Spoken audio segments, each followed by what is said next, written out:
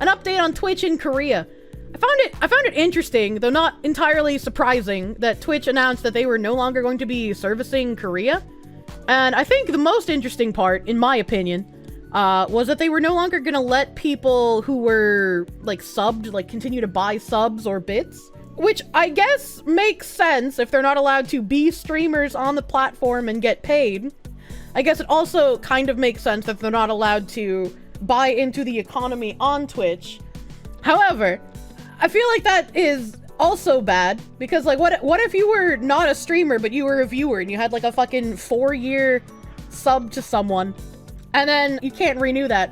I wonder if people can still get gift sub. Korean government are fucked. Yeah, it makes me feel kind of bad. What wrong thing did the Koreans commit? They didn't commit anything. And in fact, for the first time in Twitch history, this isn't even Twitch's fault. But it's not that Twitch would care.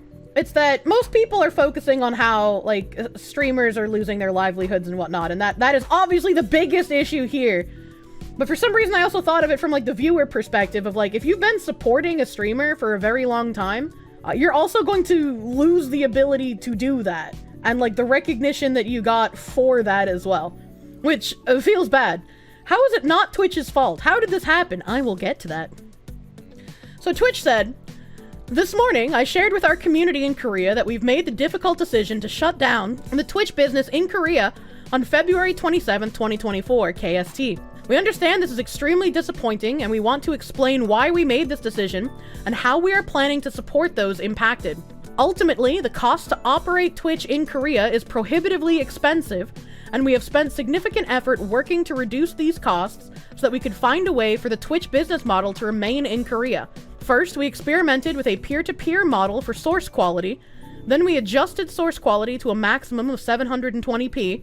While we lowered the cost from those efforts, our network fees in Korea are still 10 times more expensive than in most other countries. Twitch has been operating in Korea at a significant loss, and unfortunately there is no pathway forward for our business to run more sustainably in that country." And they talk about the network fees here, and a lot of people be like, oh, this is just an excuse, like, Twitch is run by Amazon, they have a metric fuck ton of money. And this is where a lot of people don't know how ISPs work in Korea. And even as myself, like, I'm an outsider, so I don't have, like, the most information, but I brought up an article that could probably help us parse it a little bit more. South Korea's internet traffic tax, an example for Europe to follow, ? Spoiler alert, it isn't. Here's why. Europe's biggest incumbent telecom operators are trying to revive the idea that tech companies should pay them when responding to users' requests for data. That is, the very same consumers that already pay telcos to get internet access would now have to pay a second time for the same content through pricer streaming subscriptions or cloud services. The telco pipe dream is currently being analyzed by European regulators and politicians. Curiously, around the world, only one country has ever implemented such an internet traffic tax. South Korea began introducing the Sending Party Network Pays (SPNP) concept in 2016, and experts agree that the experiment has failed. Consumer prices went up dramatically, the content offering became much less diverse, latency is now among the highest of OECD countries, and network investments are failing. That begs the question, is this really the regulatory model Europe wants? SPNP is the technical name for what we call an internet traffic tax.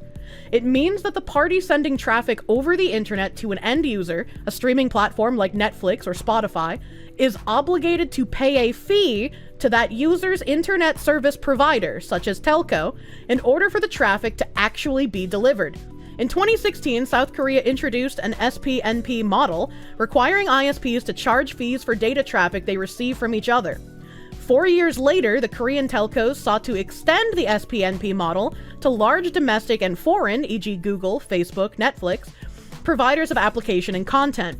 While not yet a regulatory mandate, Korean ISPs have managed to force Korean content and application providers to pay network fees for the internet traffic that they send over the networks of ISPs within the country. Yeah, it's really fucking bad. It's really fucking scummy. And unless you are paying attention to politics, or you were someone who played a lot of Korean video games, you wouldn't have known about this because, like, who in the Western country sphere is going to pay attention to an internet tax policy in South Korea? Like this, this isn't like a very widespread thing. However, the EU has tried multiple times talking about how they should implement something like this, and it wouldn't surprise me if they keep trying. There was a news article a while back where Google and Facebook fought back against this.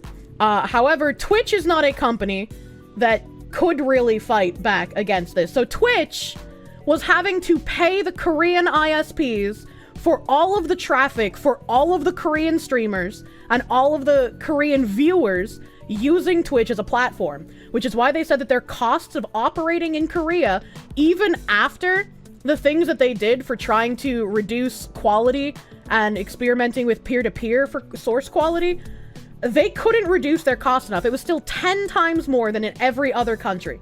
So this isn't a Twitch issue. This is unironically, Twitch did nothing wrong.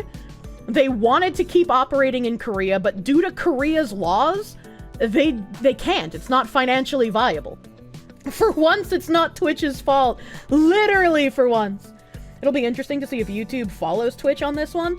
I'm wondering, again, I don't live in Korea. I only have like the secondhand knowledge from playing games or noticing news articles. I don't know if Google has some sort of deal where like they pay less than what they normally would be required to, because otherwise I don't know how YouTube would stay there either, right?